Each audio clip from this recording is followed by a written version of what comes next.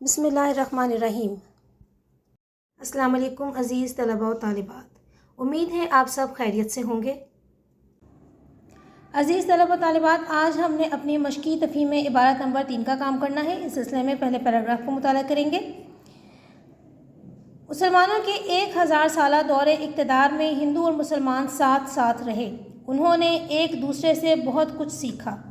ہندوؤں کی بعض رسمیں مسلمانوں میں رائج ہوئیں اور بعض اسلامی تصورات ہندوؤں میں مقبول ہوئے، لیکن ہندو اور مسلمان آپس میں جذب ہو کر ایک معاشرہ نہ بن سکے۔ ہندو مسلمان عموماً الگ الگ محلوں میں رہتے تھے۔ ہندو معاشرہ ذات پات کے بندھنوں میں جکڑا ہوا تھا، اس لیے ہندو نہ تو آپس میں متحد ہوتے تھے، نہ مسلمانوں کی طرف خلوص دل سے ہاتھ بڑھاتے تھے۔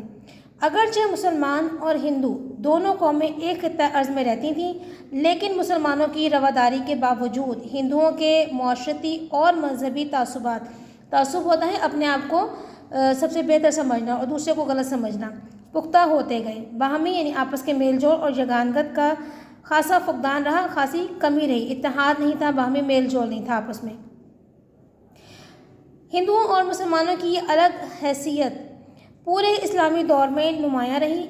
اس صورتحال کو پاکستان کی مخصوص اصطلاح میں دو قومی نظریہ کہا جاتا ہے۔ اب آتے ہیں اس مشقی تفہیم عبارت کے سوالات اور ہیڈنگز کی طرف۔ پہلا سوال ہم سے پوچھا گیا کہ ہندوؤں اور مسلمانوں نے ایک ساتھ رہ کر ایک دوسرے سے کیا کچھ سیکھا۔ اس کی ہیڈنگ بنا سکتے ہیں ہندوؤں اور مسلمانوں کا سیکھنا، یا ایک دوسرے سے سیکھنا، کچھ بھی آپ لکھ سکتے ہیں۔ اس کے بعد دوسرا سوال ہے ہندوؤں اور مسلمانوں میں کے آپس میں تعلقات کیسے رہے۔ اس کی ہیڈنگ بنے گی ہندوؤں اور مسلمانوں کے تعلقات۔ تیسرا سوال ہے ہندو معاشرہ آپس میں متحد کیوں نہ ہو سکا۔ اس کی ہیڈنگ بنائیں گے ہندو معاشرے کے متحد نہ ہونے کی وجہ۔ چوتھا سوال پوچھا گیا ہے کہ مسلمانوں نے ہندوؤں پر کتنے عرصے تک حکومت کی۔ مسلمانوں کا عرصہ حکومت اس کی ہیڈنگ ہوگی۔ اور آخری سوال ہے دو قومی نظریہ کیا ہے۔ اس میں آپ لکھ سکتے ہیں ہیڈنگ دو قومی نظریے سے مراد یا دو قومی نظریہ کا مفہوم۔ عزیز طلباء طالبات، اب ہمارے پاس ان کے جوابات ہیں اس مشقی تفہیم کے۔ آپ نے کام اس طرح کرنا ہوگا کہ ہیڈنگ بنائیں گے آپ، عنوان ہوگا ہمارا مشقی تفہیم عبارت نمبر 3، اس کے بعد ہم عبارت کا حوالہ دیں گے، پھر سوالات کے جوابات ذیلی عنوان ہے اس کا۔ اس کے بعد ہمارے پاس پہلا سوال جو تھا دوہرا دیتی ہوں آپ کے لیے، ہندوؤں اور مسلمانوں نے ایک ساتھ رہ کر ایک دوسرے سے کیا کچھ سیکھا۔ اس کی ہیڈنگ ہم نے بنائی تھی ہندوؤں اور مسلمانوں کا سیکھنا، اور جواب ہے اس کا بر صغیر میں ہندو اور مسلمان قریباً 1000 سال تک اکٹھے رہے۔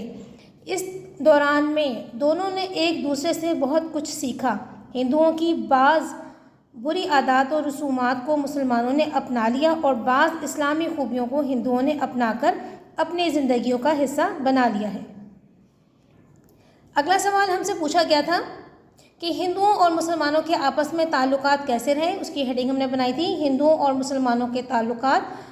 بر صغیر میں ہندوؤں اور مسلمانوں کے تعلقات خوشگوار رہے، مگر 1000 سالہ رفاقت بھی انہیں ایک قوم یا معاشرہ نہ بنا سکی، کیونکہ باہمی تعلقات اور رکھ رکھاؤ کے باوجود آپس میں اتحاد اور یگانگت پیدا نہ ہو سکی۔